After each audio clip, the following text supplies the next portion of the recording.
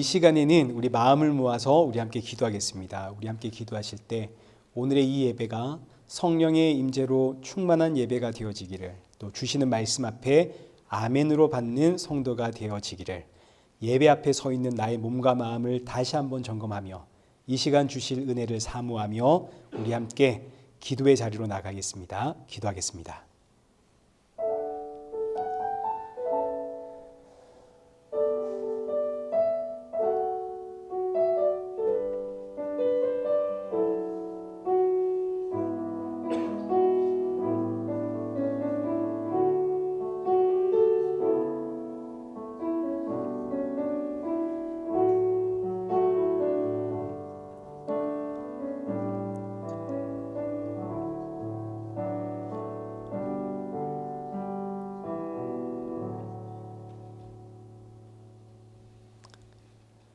참 좋으신 하나님 아버지, 오늘도 우리를 이 예배의 자리로 인도하심에 감사드립니다.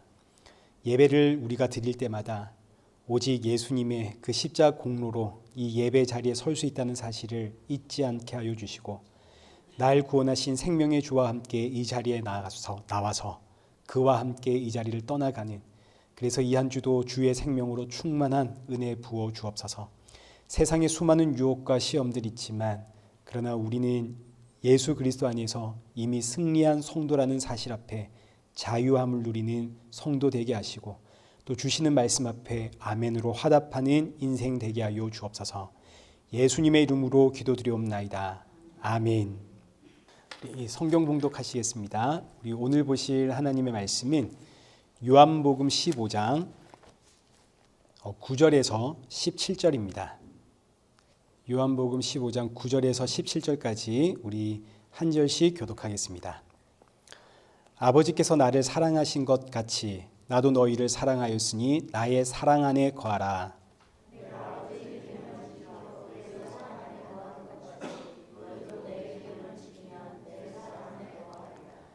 내가 이것을 너희에게 이르면 내 기쁨이 너희 안에 있어 너희 기쁨을 충만하게 하려 함이라.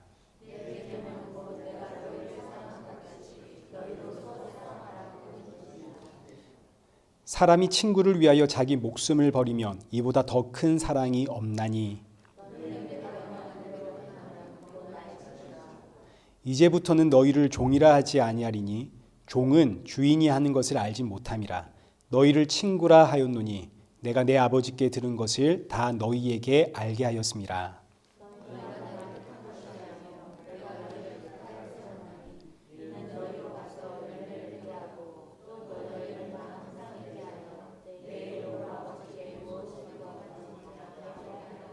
함께 읽겠습니다. 내가 이것을 너희에게 명함은 너희로 서로 사랑하게 하려 함이라. 아멘. 우리 교회 소식입니다. 우리 특별한 교회 소식은 없고요. 우리 계속해서 사순절 기간이라는 거 여러분 기억하시면 되겠습니다. 4월 첫째 주는 이제 종료주일, 그리고 4월 둘째 주는 부활주일로 지켜집니다. 다음 주 기도는 설남이 자매 우리 준비를 해주시면 감사하겠습니다. 우리 이 시간은 은혜 아니면 살아갈 수가 없네. 우리 함께 찬양하시면서 준비하신 헌금 우리 봉헌하도록 할 텐데, 우리 헌금 봉헌은 한혜주 권사님 좀 부탁을 드리겠습니다.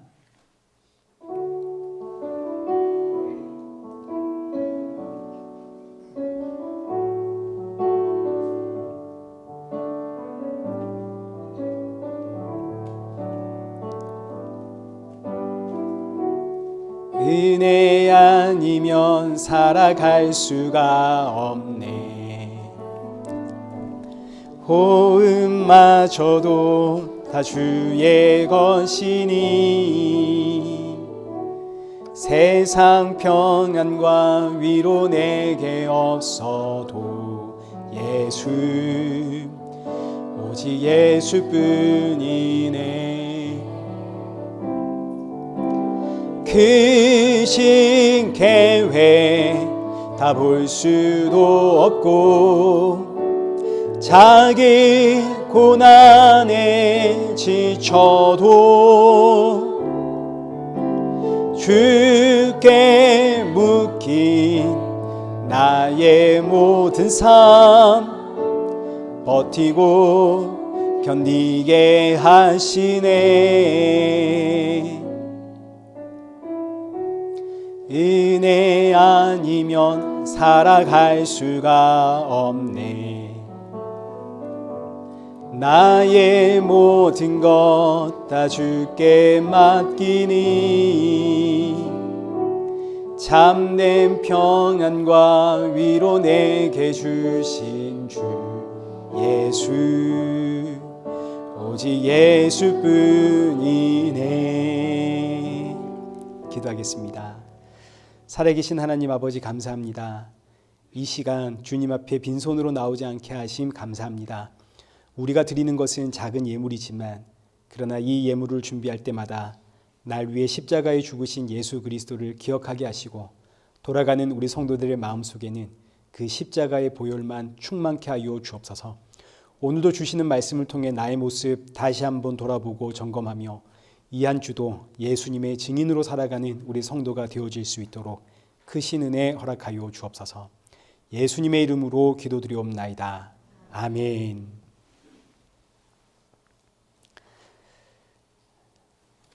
오늘 본문은 요한복음 15장 9절에서 17절입니다. 이보다 더 큰 사랑은 없나니 라는 제목으로 오늘 본문의 말씀 우리 함께 살펴보도록 하겠습니다. 먼저 지난주에 우리가 살펴보았던 1절에서 8절 말씀, 우리 지난주에 미처 다 생각해 보지 못했던 내용들 다시 한번 살펴보고 그리고 이제 오늘 본문을 이제 들어가도록 하겠습니다. 지난주에는 포도나무와 가지에 대해서 우리가 살펴보았는데 예수님은 포도나무, 우리는 가지입니다. 이때 우리가 어떤 가지인가를 아는 게 참 중요하죠. 선악과 사건 이후로 우리는 죄와 사망이라는 나무에서 나온 가지입니다. 원래 우리의 원뿌리가 죄와 사망입니다. 그래서 성경은 우리를 이야기할 때 여기 에베소서 2장 3절 말씀을 한번 보십시오. 전에는 우리도 다 그 가운데서 우리 육체의 욕심을 따라 지내며 육체와 마음에 원하는 것을 하여 다른 이들과 같이 본질상 진노의 자녀이었더니 우리는 육체라고 하는 나무에서 나온 본질상 진노의 자녀라는 가지입니다. 예수님께 접붙임을 받기 전 우리는 다 육체의 욕심을 따라 지내며 이 육체의 마음이 원하는 것을 열매 맺던 그런 가지였습니다. 이런 가지를 꺾어다가 예수님께 접붙였는데 여기 요한복음 15장 2절에 기록된 것처럼 예수님께 접붙임은 당했지만 열매를 맺지 못하는 가지가 있습니다. 여기서 열매는 하나님께서 원하시는 열매라는 이야기죠. 분명히 예수님께 접붙임은 당했는데 하나님께서 원하시는 열매를 맺지를 못하더라. 그런데 이것은 이상한 일이 아니라 너무너무 자연스럽고 정상적이라는 거 우리가 여러 번 살펴보았죠. 왜냐하면 우리는 본질상 진노와 저주의 나무에서 나온 가지이기 때문입니다. 사과나무 가지 꺾어다가 포도나무에 접붙이면 포도 열매 나오는 게 아니라 사과가 나온다. 우리가 잘 알고 있는 내용입니다. 왜냐하면 이 가지의 본질이 사과나무니까요. 그렇다면 우리가 본질상 진노와 저주의 가지입니다. 이런 우리를 꺾어다가 포도나무이신 예수님께 접붙이면 어떤 열매 나온다고요? 포도가 아니라 진노와 저주의 열매가 나온다고요. 갈라디아서 5장 19절 한번 보십시오. 진노와 저주의 열매를 이렇게 소개를 합니다. 육체의 일은 분명하니 곧 음행과 더러운 것과 호색과 우상 숭배와 주술과 원수 맺는 것과 분쟁과 시기와 분냄과 당 짓는 것과 분열함과 이단과 투기와 술 취함과 방탕함과 또 그와 같은 것들이라. 자, 여기 말씀 보니까 기가 막히죠. 이게 누구의 이야기입니까? 저의 이야기죠. 오늘 저와 여러분이 맺히는 열매가 바로 이 열매 아닙니까? 분명히 예수님께 접붙임을 받았는데 우린 자꾸 이런 열매를 맺는 겁니다.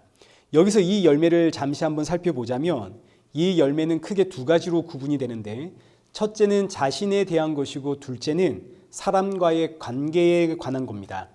먼저 자신에 대해서는 음행, 더러움, 호색, 우상숭배, 주술.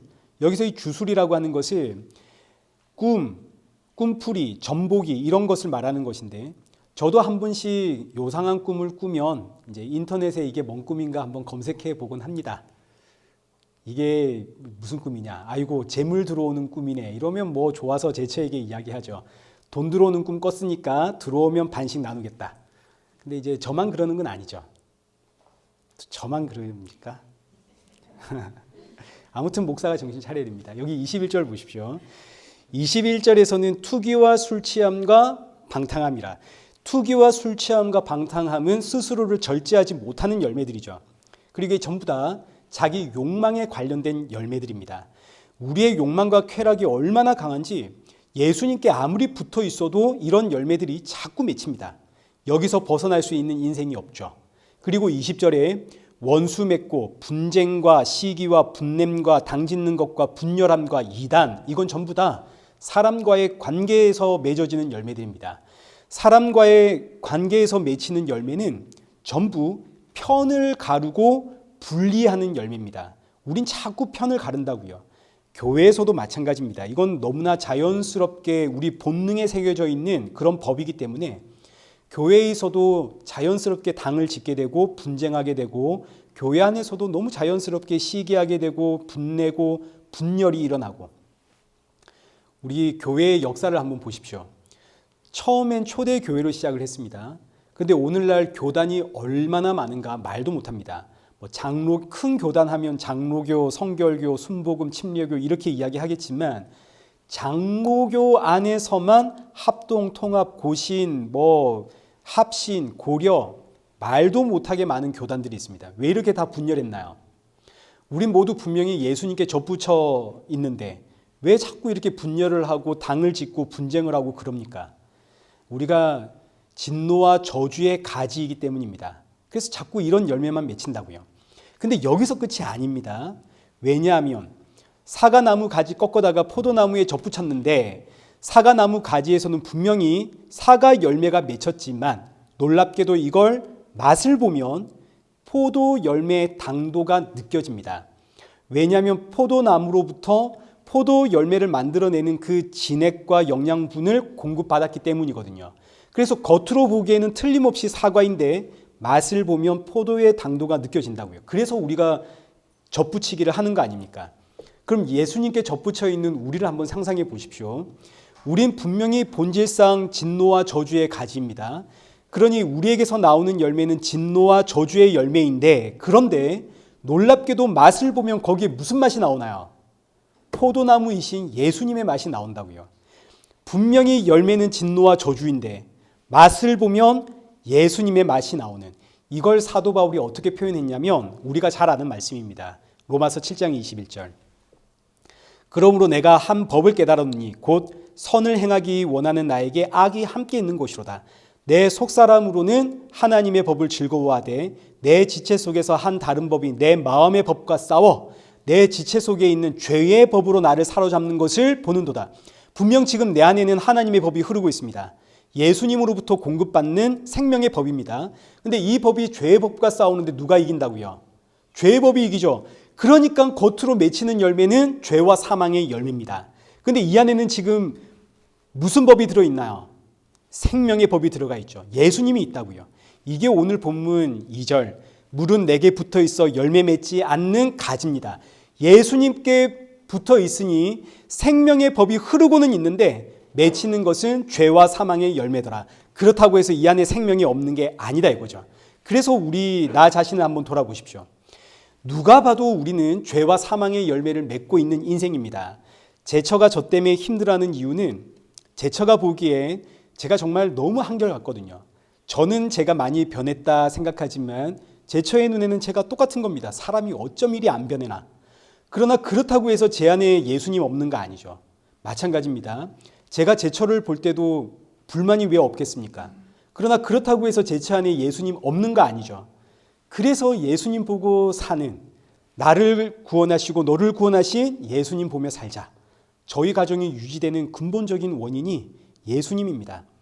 그러나 그럼에도 불구하고 이건 하나님이 원하시는 열매가 아닙니다. 아무리 내 안에 예수님이라는 생명의 법이 흐르고 있어도 맺혀지는 것은 죄와 사망의 모습이기 때문에 이건 하나님이 원하시는 열매가 아닙니다.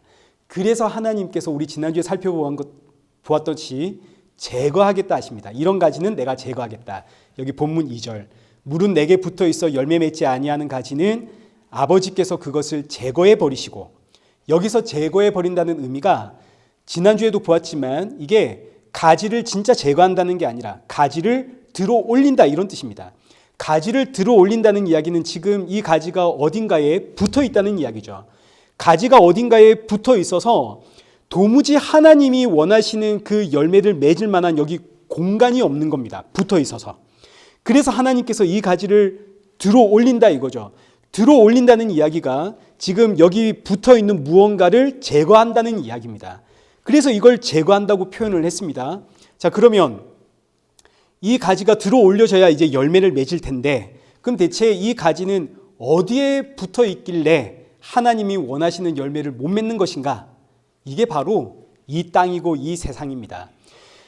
우리는 분명히 예수님께 접붙임을 받은 가지인데, 근데 여전히 우리는 그 가지 끝을 이 땅에 딱 갖다 붙여대고 이 땅이 마치 나에게 생명을 주는 것처럼 이 땅을 움켜쥐고 있으니 도무지 하나님이 원하시는 그 열매를 맺을 수가 없습니다.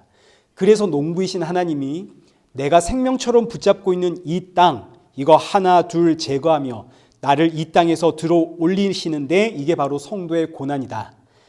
나는 이걸 생명처럼 붙잡고 있는데 하나님은 이걸 하나 둘 제거하시니 이게 보통 고난입니까? 이것을 고린도후서 10장 3절에서는 이렇게 표현했습니다. 한번 보시죠. 우리가 육신으로 행하나 육신에 따라 싸우지 아니하노니 우리의 싸우는 무기는 육신에 속한 것이 아니요 오직 어떤 견고한 진도 무너뜨리는 하나님의 능력이라. 모든 이론을 무너뜨리며 하나님 아는 것을 대적하여 높아진 것을 다 무너뜨리고 모든 생각을 사로잡아 그리스도에게 복종하게 하니 너희의 복종이 온전하게 될 때에 모든 복종하지 않는 것을 벌하려고 준비하는 중에 있노라. 자, 지금 여기 3절에 보듯이 우리는 육신으로 행합니다. 그러나 그 어떤 견고한 진도 무너뜨리시는 하나님의 능력이 우리로 하여금 하나님 아는 것을 대적하는 그 모든 것들을 무너뜨려 우리를 그리스도 예수께 복종케 만듭니다. 이것이 바로 우리를 이 땅에서 들어올리시는 하나님의 작업이고 하나님의 일하심입니다.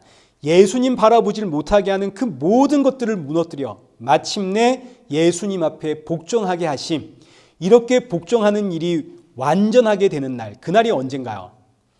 이날은 우리 개인으로 이야기하자면 저와 여러분이 이 땅에서 죽는 날입니다. 성도의 고난은 죽음으로 끝이 납니다. 이 땅에서 고난 없는 날을 여러분 기대하지 마십시오. 우리의 삶은 날마다 하나님께서 우리를 이 땅에서 떼어 놓는 작업이기 때문에 아픕니다. 될 일도 안 됩니다. 그러니 이런 예수님을 누가 믿겠습니까? 세상 사람들에게 전도할 때, 우리 전도할 때는 좋은 말 예쁜 말 많이 적어 놓지만 사실 진짜 전도는 이런 거 아닙니까? 여러분, 안 믿는 사람에게 가서 예수 믿으면 될 일도 안 된대, 예수 믿으면 죽는 그날까지 고난이래. 그러면 어떤 사람이 맨정신으로 예수님 믿을까요? 이게 복음이다. 누가 그러겠습니까? 정신 나갔다 하지 않겠습니까? 그래서 복음 증거하면, 진짜 복음을 증거하면 핍박을 받는 겁니다.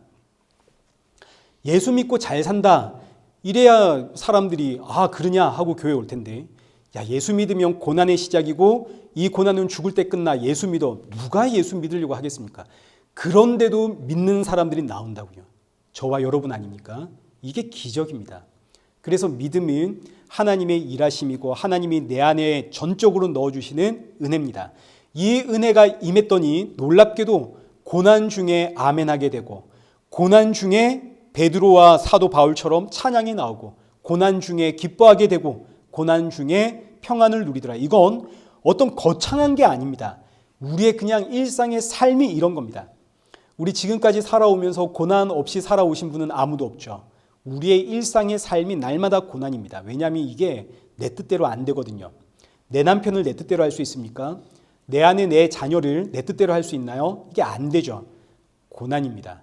그러나 이 고난을 통해서 우리는 십자가의 예수님 바라보게 되는 겁니다.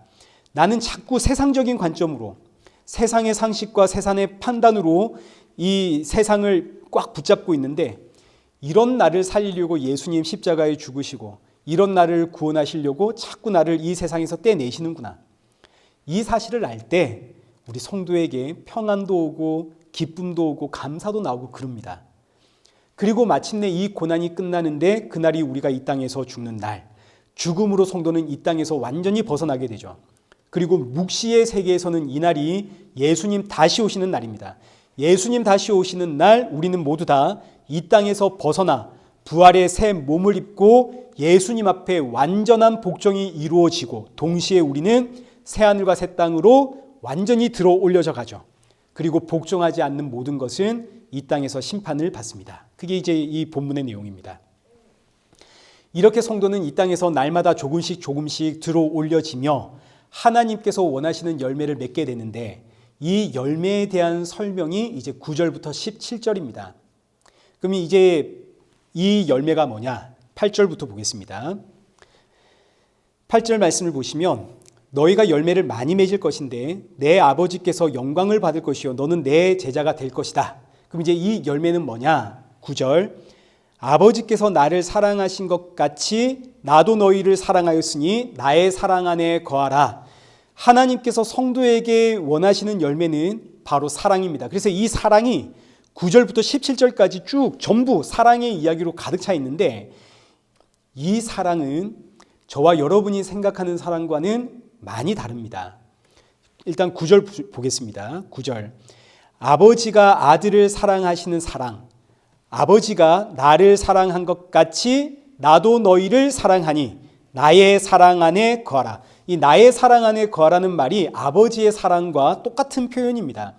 아버지가 나를 사랑하신 것 같이 나도 너희를 사랑한다. 이 말씀이 아버지의 사랑과 예수님의 사랑은 이꼴이다, 똑같다 이런 뜻입니다. 그리고 이 사랑을 원어에서는 아가페라고 부르는데 이 아가페는 이 땅에는 없는 사랑입니다. 이 사랑은 오직 하나님 아버지의 사랑인데 사람으로서는 도무지 이해가 안 되고 납득이 안 되는 사랑입니다. 오직 믿음으로만 받아지는 사랑. 왜 그러냐면 이런 겁니다.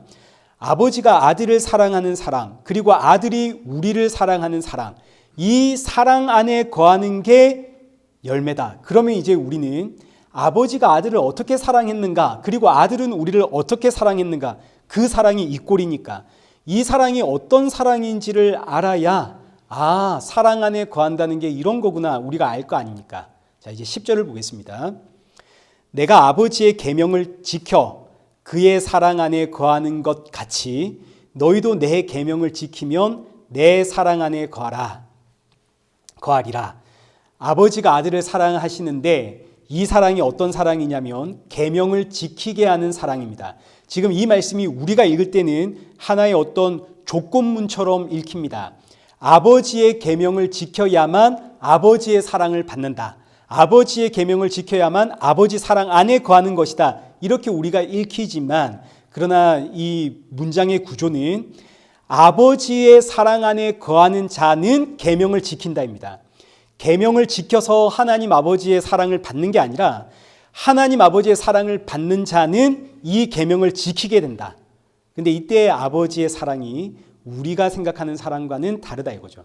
우리가 생각하는 하나님 아버지의 사랑 이러면 하나님은 무조건 내 편 들어주고 나를 이해하고 나를 품어주고 나를 지키고 보호하고 이런 사랑을 우리는 기대하게 되고 이런 사랑을 많이들 묵상하게 됩니다. 근데 하나님의 사랑은 뭐냐면 계명을 지키게 만드는 사랑입니다. 아버지의 사랑 안에 거하는 자는 계명을 지키게 된다. 그러니까 계명을 지킨다는 것이 바로 내가 하나님 아버지의 사랑을 받는 증거다 이렇게 되는 겁니다. 우리가 하나님 아버지의 계명을 지키는 것은 내가 하나님 아버지를 사랑해서 지키는 게 아니라 하나님 아버지의 사랑 안에 지금 내가 거하니까 하나님 아버지의 계명을 지키게 된다 이거죠. 마찬가지로 이제 너희도 내 계명을 지키면 내 사랑 안에 거하리라. 예수님 사랑 안에 거한다는 증거 역시 예수님의 계명을 지키는 거에 있습니다. 예수님의 계명을 지킴으로 내가 예수님 사랑 안에 있구나 이걸 우리가 확인할 수 있다 이거죠. 그럼 이제 먼저 예수님께서 아버지의 계명을 지켰다라는 게 어떤 의미인가를 우리가 생각해 봐야 됩니다. 왜냐하면 이게 바로 우리의 이야기가 되는 거거든요. 아버지의 사랑 안에 있으면 아버지의 계명을 지키게 되는데 그 아버지의 계명이 뭐냐? 그 아버지의 계명을 구약에서는 율법이라 그러죠. 율법을 요약하면 10가지로 요약하면 이걸 뭐라 그럽니까? 10계명이라 그러죠. 이제 10계명을 2가지로 요약하겠습니다. 그럼 뭐가 됩니까? 하나님 사랑, 이웃 사랑이 되죠. 자, 이제 이 하나님 사랑, 이웃 사랑이라는 아버지의 계명을 또 한 번 요약을 하겠습니다. 그럼 뭐가 되겠습니까? 십자가가 되는 겁니다. 예수님 율법 완성하러 오셨죠. 그 율법이 완성되는 자리가 십자가입니다. 십자가에서 내가 다 이루었다. 그래서 십자가를 사랑이라고 하는 이유가 십자가를 풀어내면 하나님 사랑, 이웃 사랑이 되고, 그죠? 이 하나님 사랑, 이웃 사랑을 풀어내면 십계명이 되고, 이 십계명을 풀어내면 율법이 되고 구약 성경이 되는 겁니다. 그러니까 아버지의 계명은 십자가입니다. 아들이 아버지의 사랑 안에 있다는 것은 뭘로 증명이 되었나요? 아들이 십자가를 졌다는 것으로 증명이 되었다 이거죠. 십자가를 진 것은 내가 아버지 사랑 안에 있다는 것의 증거다, 이런 뜻이 되는 겁니다. 그러니까 여기 10절에 내가 아버지의 계명을 지켜, 여기서 아버지의 계명에다가 십자가를 넣으시면 되는 겁니다. 내가 십자가를 지켜 그의 사랑 안에 거하는 것 같이, 그의 사랑 안에 거하는 증거가 바로 십자가를 진 겁니다. 그럼 이제 이게 어떤 이야기가 되냐면, 아버지가 아들에게 너는 가서 십자가에 죽어라 이렇게 하신 겁니다. 근데 예수님은 이걸 내가 아버지에게 사랑받는 증거다라고 이야기를 하십니다. 자, 지금 우리가 하나님 아버지께 받는 사랑과 예수님이 우리가 하나님으로부터 기대하는 사랑과 예수님이 말씀하시는 사랑이 얼마나 다른가 우리 여기서 보셔야 되는 겁니다. 우리가 기대하고 우리가 하나님 하면 생각하는 그 아버지의 사랑은 나를 한없이 지켜주고 보호해주고 사랑으로 품어주고 이런 사랑인데, 지금 성경에서 예수님은 무슨 사랑하냐면 아버지의 사랑받는 증거는 십자가다. 십자가를 지고 있다는 것이 내가 아버지로부터 사랑을 무한히 받고 있다는 증거다, 이렇게 이야기하는 겁니다. 근데 아니, 세상에 어떤 아버지가 아들에게 가서 너 십자가에 죽어야 이런단 말입니까? 이게 저주지 무슨 사랑인가요? 근데 예수님은 내가 그 계명을 지켜 십자가의 죽음으로 하나님 아버지의 사랑 안에 내가 있다는 것을 증명했다. 내가 아버지의 사랑받고 있다는 것의 증거가 바로 십자가다. 이게 말이 안 되는 겁니다. 세상의 상식으로는 도무지 말이 안 됩니다. 그런데 성경은 이걸 아가페 사랑, 완전한 사랑이다 라고 이야기하는 거죠. 근데 이제 이보다 더 충격적인 게 이제 10절에 이어지는 이야기입니다. 내가 아버지의 계명, 십자가의 죽음으로 그의 사랑 안에 거하는 것 같이 너희도 내 계명 지키면 내 사랑 안에 거하리라. 다시 한번 말씀드리지만 이게 조건문이 아닙니다. 내가 아버지의 계명 지켜서 아버지의 사랑 안으로 들어가는 게 아니라 아버지 사랑 안에 있기에 계명 지키는 겁니다. 마찬가지 우리가 예수님의 계명 지켜서 예수님께 사랑받는 게 아니라 예수님의 사랑을 받고 있다는 것이 예수님의 계명을 지켜냄으로 드러나는 겁니다. 그럼 이제 예수님의 계명은 뭔가요? 여기 12절. 내 계명은 곧 내가 너희를 사랑한 것 같이 너희도 서로 사랑하라는 이것이니라. 예수님의 계명은 서로 사랑하는 겁니다. 근데 그냥 사랑이 아니라 내가 너희를 사랑한 것 같이입니다. 그럼 예수님 우리를 어떻게 사랑하셨나요? 십자가의 죽음으로 사랑하셨죠. 내 죄를 대신 짊어지고 십자가의 죽음으로 나를 향한 사랑을 증명했습니다. 그런데 이와 같이 너희도 서로 사랑해라. 그러면 우리도 어떻게 사랑하라는 이야기입니까? 이웃을 위해, 서로를 위해 어떻게 하라는 이야기인가요? 죽어라는 이야기 아닙니까? 예수님의 사랑을 받는 것은 내가 십자가에서 죽는 것으로 증명이 된다, 이런 이야기를 하는 겁니다. 우리는 예수님의 사랑을 받는 것, 하나님의 사랑을 받는 것을 전부 내 입장에서 생각을 하지만 성경은 너가 하나님의 사랑을 받고 예수님의 사랑을 받는 증거는 바로 십자가라고 하는 거다, 이렇게 이야기를 한다고요. 자, 그럼 이제 이 내용을 이제 다시 한번 정리를 하겠습니다. 이게 좀 어려운 내용이라서 아버지의 사랑은 예수님 십자가에 죽는 겁니다. 그런데 아버지의 사랑과 예수님의 사랑은 같은 사랑입니다. 그래서 예수님의 사랑이 우리를 향해 너희도 십자가에서 가서 죽어라 이러는 겁니다. 그런데 십자가에 죽는 것이 내가 사랑받는 증거다 이러는데, 아니 이게 아무리 봐도 이게 무슨 사랑입니까? 이런 사랑을 우리가 어떻게 할 수 있나요? 내가 왜 이웃을 위해서 죽어야 됩니까? 자, 그런데 보십시오. 이 말도 안 되는 사랑이 오순절 성령이 임하니까 제자들이 하더라 이겁니다. 왜냐하면 여기에는 비밀이 하나 숨겨져 있거든요. 이게 어떤 비밀이 숨겨져 있냐면 아버지가 아들을 향해 너는 가서 십자가에 죽어라. 이게 나의 사랑 안에 거하는 증거다. 근데 이 사랑은 사실은 누구를 살리기 위한 사랑인가요? 오늘 저와 여러분을 살리기 위한 사랑이죠. 이 땅에 생명을 낳기 위해 너는 가서 죽어라. 이렇게 이야기하신 거 아닙니까? 이 사랑으로 제자들이 살아났습니다. 1차적으로. 예수님의 죽음으로 살아난 제자들, 오순절 성령이 임하자 예수님을 증거하기 시작하는데 예수님을 증거하는 것이 바로 오늘 우리에게 요구하시는 십자가의 사랑입니다. 생명을 낳는 사랑을 너희가 이제 해라는 이야기입니다. 생명을 낳는 사랑. 그런데 우리는 십자가에서 아무리 죽어도 생명을 살릴 수 없습니다. 수천 명의 사람이 십자가에서 죽는다 한들 한 영혼도 살릴 수가 없습니다. 선교자가 우리나라에든 일본에든 얼마나 많은 선교사들이 들어왔나요? 그래서 선교사들이 들어와서 다 목배임을 당하고 피 흘려 죽었습니다. 그러나 그 선교사 한 사람이 피 흘려 죽었다고 해서 한 사람의 영혼이 살았는가? 절대 그렇지가 않습니다. 그 한 사람이 죽음으로 한 영혼이 살아나는 게 아닙니다. 사람이 살아나는 건 언제나 예수 그리스도의 죽음을 통해서만 이루어지는 겁니다. 선교사를 통해서 복음이 증거되고 사람이 살아난 이유는 그들이 뭘 증거했기 때문인가요? 예수님 증거했기 때문이지 그들이 피 흘려서가 증거된 게 아닌 겁니다. 그래서 예수님으로 인해 살아난 성도는 십자가에 죽으신 그 예수님 증거함으로 생명을 낳는 이 일에 참여를 합니다. 이게 바로 하나님께서 원하시는 사랑이고 우리가 하나님의 사랑 안에 있다는 증거고, 그래서 예수님의 사랑 안에 있는 제자들은 예수님을 증거하게 되는데 놀랍게도 이 복음을 들은 사람들이 이제는 제자들을 죽입니다. 대표적인 예가 스데반이죠. 스데반이 예수님의 복음 증거하니까 사람들이 손에 돌을 들고 스데반을 죽이더라. 이때 제일 앞장선 사람이 사울이라는 청년입니다. 근데 놀랍게도 이 스데반이 전한 복음이 사울이라고 하는 이 청년 안에 들어간 거 아닙니까? 이 사람이 사도 바울이 되는 거죠. 사도 바울이 이 복음으로 인생이 변해되니까 그 모진 고난과 핍박을 받으면서도 복음을 전한 결과 소아시아 지역과 유럽으로 복음이 전파되어 생명이 살아나더라. 보십시오. 하나님께서 우리에게 원하시는 사랑의 열매는 다른 게 아닙니다. 아버지의 계명을 따라 십자가에 죽으신 그 아버지의 사랑을 증거한 예수님을 증거하는 것. 이것을 로마서 5장 8절에 이렇게 정리를 하는 거죠.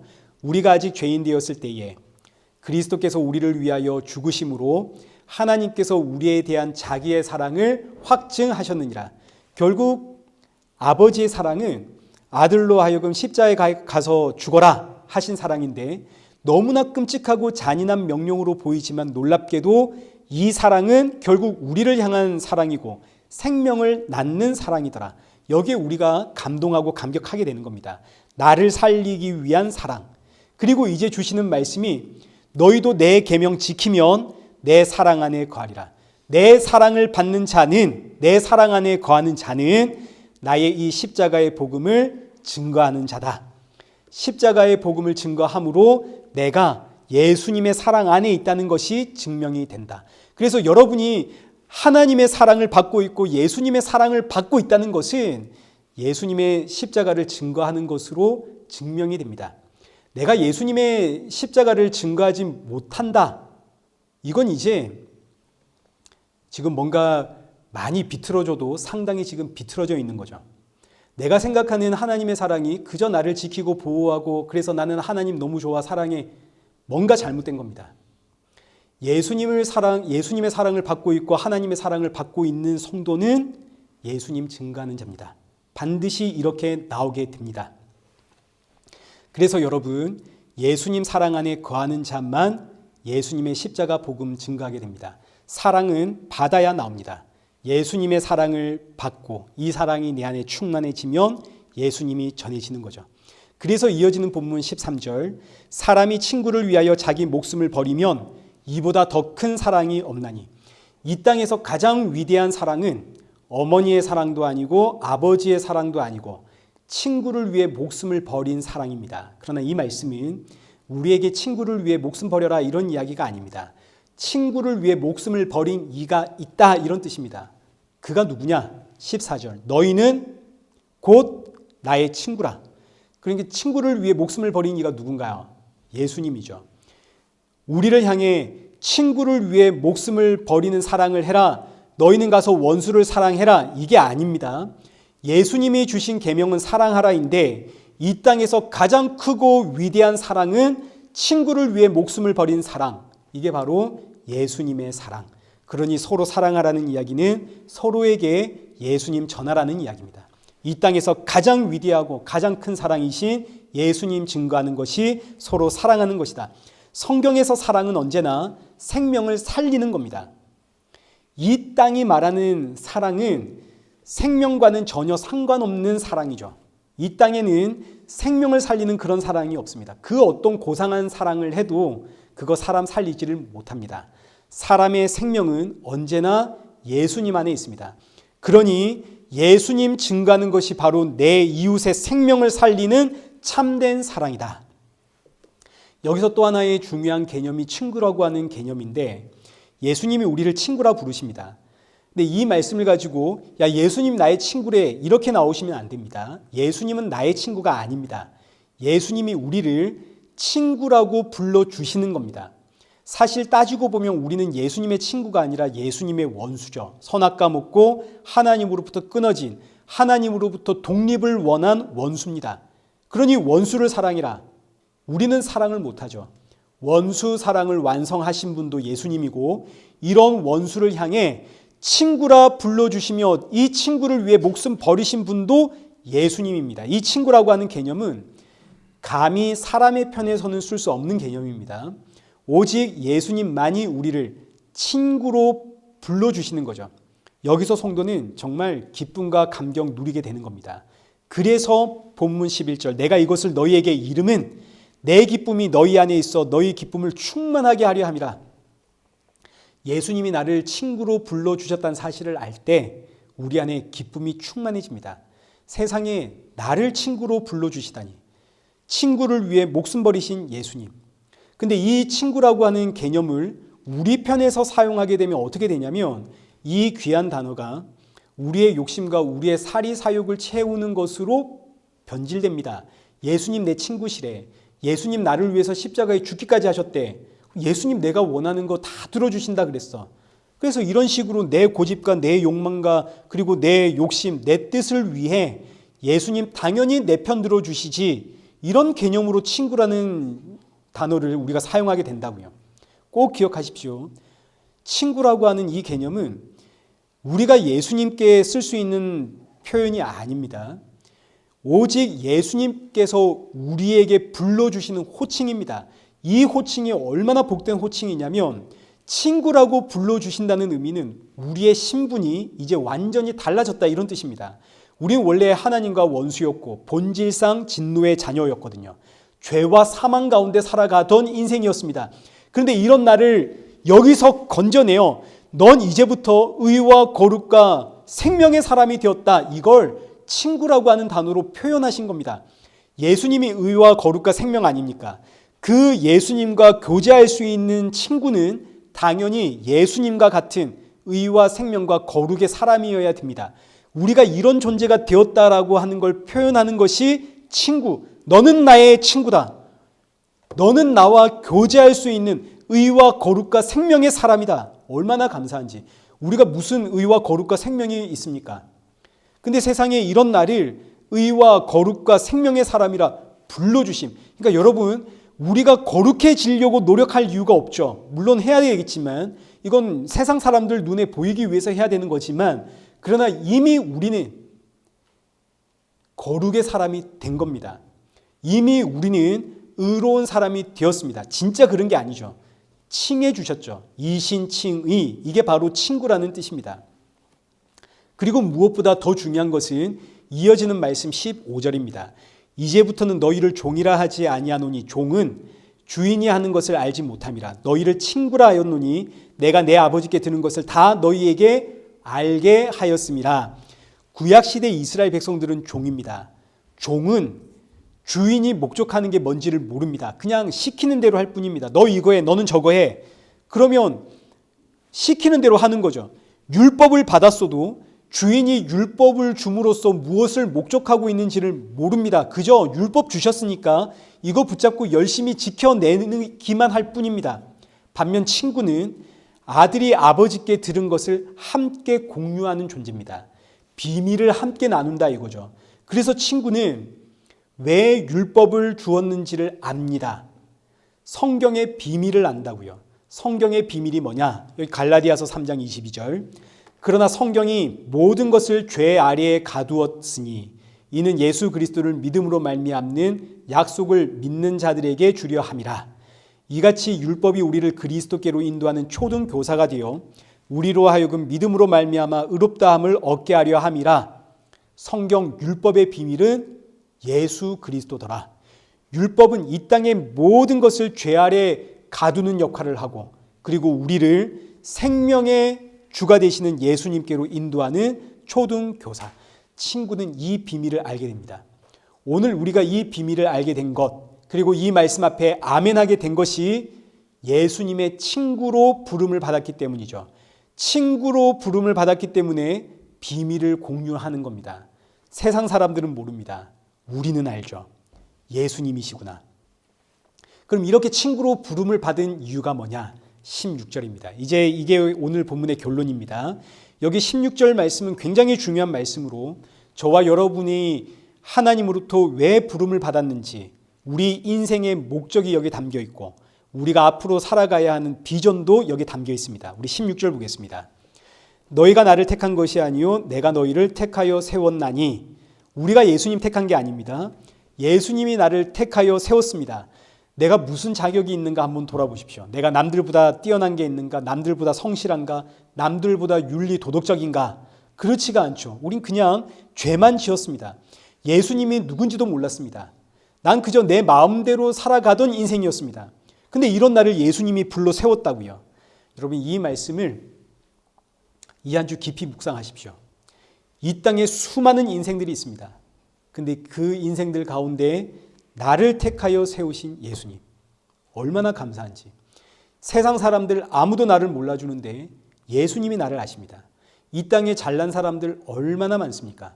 근데 예수님은 그 수없이 많은 사람들 제쳐두고 나를 향해 친구야 하고 찾아오셨습니다. 넌 나의 친구라. 얼마나 영광스러운 일입니까?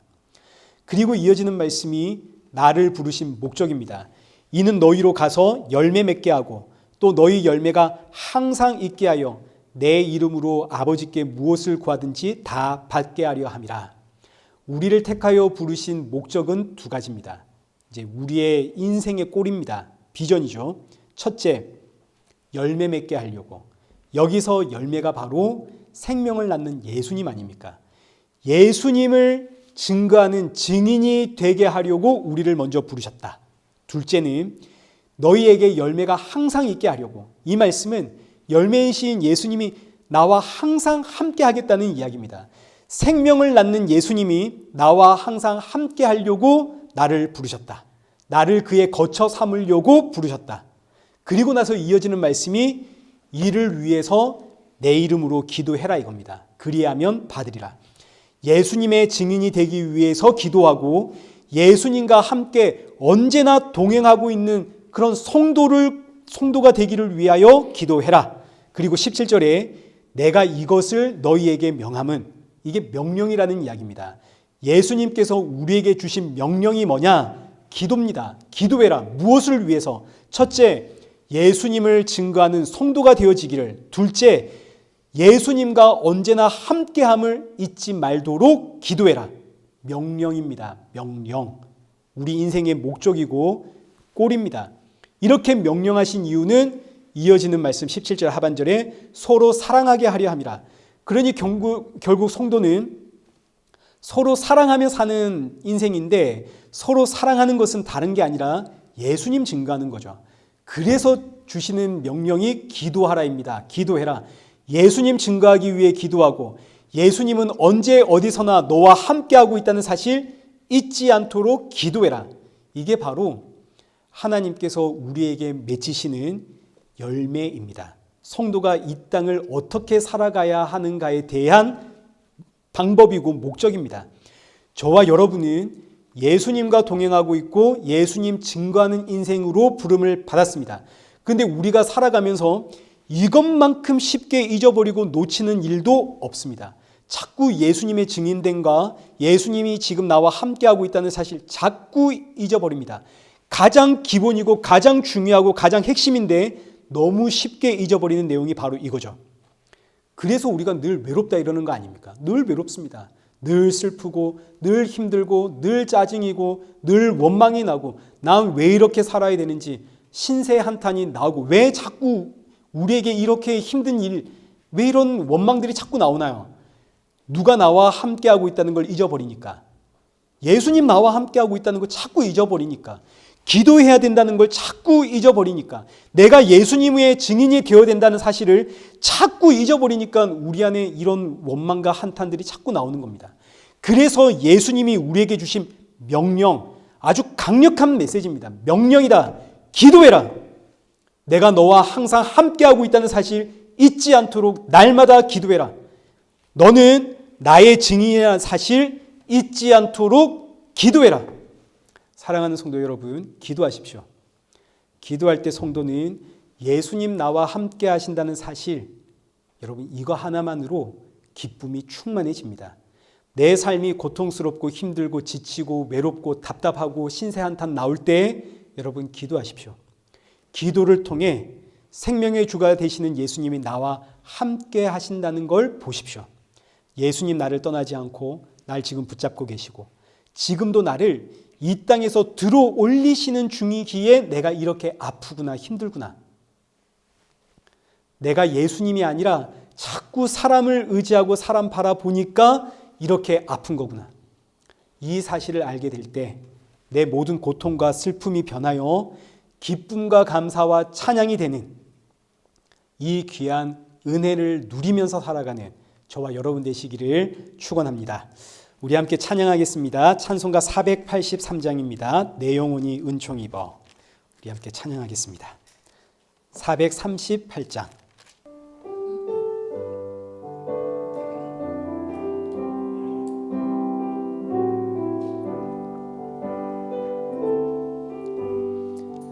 내 영혼이 은총 입어 중한 죄짐 벗고 보니 슬픈 많은 이 세상도 천국으로 봐도다.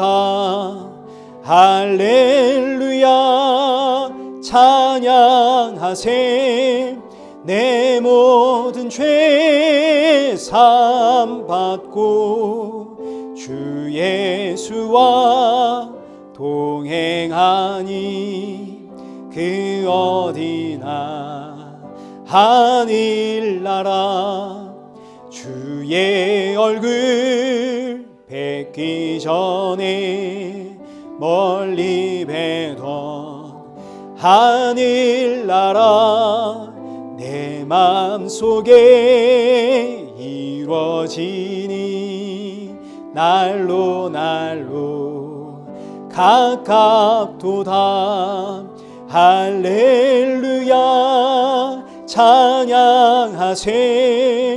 내 모든 죄 사함 받고 주 예수와 동행하니 그 어디나 하늘나라. 높은 산이 거친 들이 조망이나 궁궐이나 내 주 예수 모신 곳이 그 어디나 하늘나라. 할렐루야 찬양하세. 내 모든 죄 사함받고 주 예수와 동행하니 그 어디나 하늘나라. 우리 시간 함께 기도하실 때 이 한 주도 예수님 나와 함께 하시고 나와 동행하신다는 사실 잊지 않고 살아가는 우리 그런 성도 되어지기를 우리 시간 기도하겠습니다. 늘 예수님과 동행하는 성도이기에 그 어떤 문제 앞에서도 감사할 수 있고 찬양할 수 있고 기뻐할 수 있고 그 어디나 하늘나라 하고 고백할 수 있는 그런 성도가 되게 하여 주옵소서. 그리고 또 함께 기도하실 때 주께서 나를 부르신 사명이 있습니다.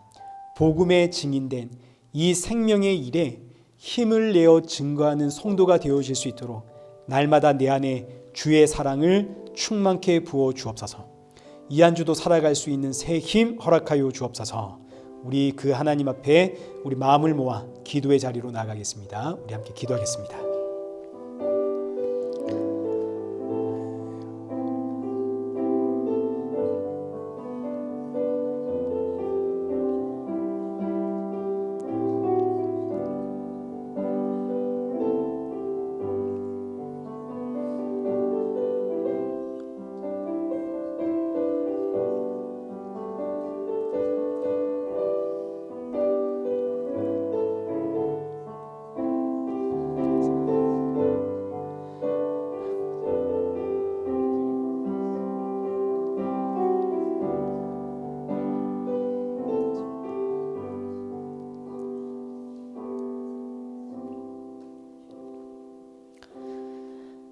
살아계신 하나님 아버지, 우리를 생명나무가 되시는 예수님의 가지로 붙여주심 감사합니다. 비록 우리의 열매는 여전히 세상적이지만 그러나 주께서 이런 우리를 들어올려 기업고 생명의 열매 맺게 하시고 영원한 생명의 나라로 이끄심에 감사와 찬양 올려드립니다. 그렇기에 오늘의 문제와 나를 넘어뜨리는 이 모든 유혹 앞에서 좌절하거나 낙심하지 않고 오히려 더욱 주의 보혈 의지하며 은혜의 보좌로 담대히 나아가는 우리 성도가 되어지도록 우리의 마음과 중심 붙잡아 주옵소서. 나의 모든 삶이 이 땅에서 나를 들어 올리시는 하나님의 역사임을 기억하고 나와 동행하시고 그 사랑 안에 거하게 하심을 알기에 나를 살리신 생명의 주 찬양하며 그 어디나 하늘나라임을 고백하는 우리 성도가 되어지도록 기도하는 성도 되게 하여 주옵소서. 예수님의 이름으로 기도드리옵나이다. 아멘. 이제는 우리 주 예수 그리스도의 은혜와 성부 하나님의 크신 사랑과 성령 하나님의 위로교통 충만하심이 주와 동행하며 그 사랑 안에서 십자가의 복음 담대히 증거하며 주님 오실 그날 사모하며 살아가는 우리 일회교회와 성도들과 온 세계 교회 머리 위에 이제로부터 영원토록 함께 있을지어다. 아멘.